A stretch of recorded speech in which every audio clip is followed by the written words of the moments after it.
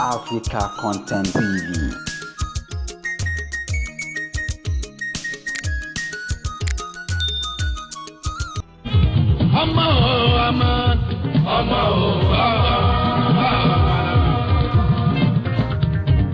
Ọmọ ṣe pàtàkì, ọmọ ṣe kókó láyé o. Ọmọ.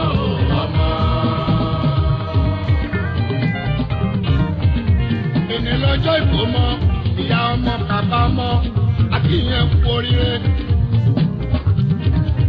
Àlè ní lọ́jọ́ ìkómọ, ìyá ọmọ bàbá ọmọ, àti ìyẹn kú ewu ọmọ.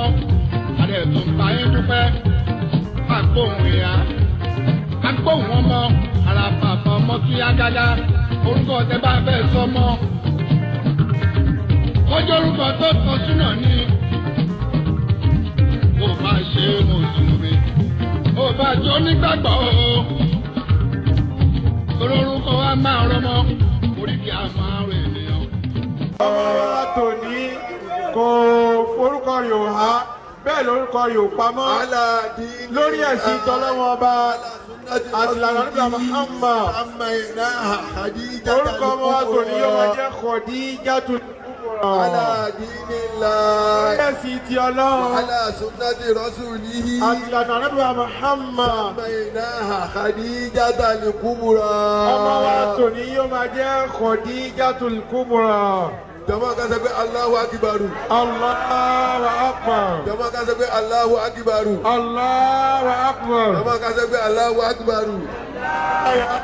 Obìnrin ọlọ́jà fàárẹ̀ ló pa wá. Salamullahi ala Khadijatul Kubra Àṣàbí ọ̀rẹ́ Olúwa wá mi rí. Ọlá mi pọ̀ sí Olúwa sí mi.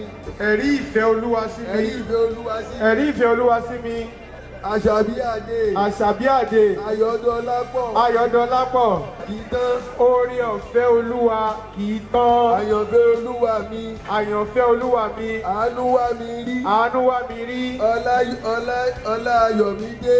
Ọlá ayọ̀ mi dé. Olúwadùn bá rìn. Olúwadùn bá rìn.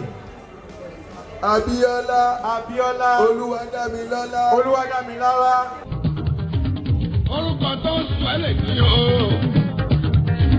Mo ní takò ẹ̀ lọ́jọ́ iwájú àmì ọmọ.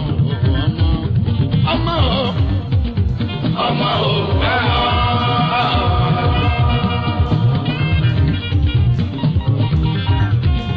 Ọmọ o màmá.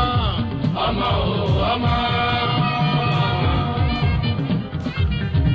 Ọmọ ṣe pàtàkì, ọmọ ṣe kókó láyé o. Ọmọ o ọmọ.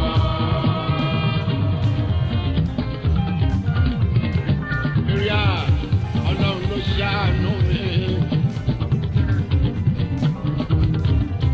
Ọlọ́run ló ṣàánú mi. Mo fi rán ọmọkùnrin níṣẹ́. Èmi ló kó àwọn òbí mi. Àwọn ọmọ mi kan ló kó tèmi. Àlè amúdúlé láì. Alábí mo dúpẹ́. Ìlọmọjẹ́ láàyè o. Àṣẹyìndé àìdùnnú. Àtẹ̀tẹ̀lé ẹni lọ́mọdé o. Ọmọ sí àmì. Ìlọmọjẹ́ láàyè o. Àṣẹyìndé àìdùnnú. Àtẹ̀tẹ̀lé ẹni lọ́mọdé o. A ò ní mọ̀ wá gbọ́mọ sí àmì.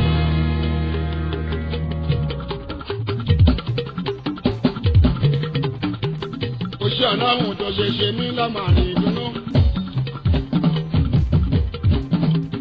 Oṣù Ọlọ́run tó ṣe mí lọ́mọ àmúyọ́kọ̀ ọ̀gá. Lọ́wọ́. Àwọn kan wọ́n dẹ̀ sọ pé wọ́n á lọ́mọ bíi Jíbọ́lá. Kúnlé láwọn fẹ́ o.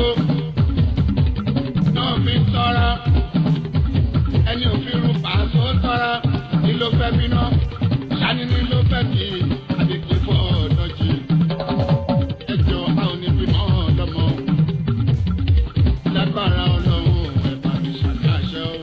Ẹ ṣàmì àdúrà.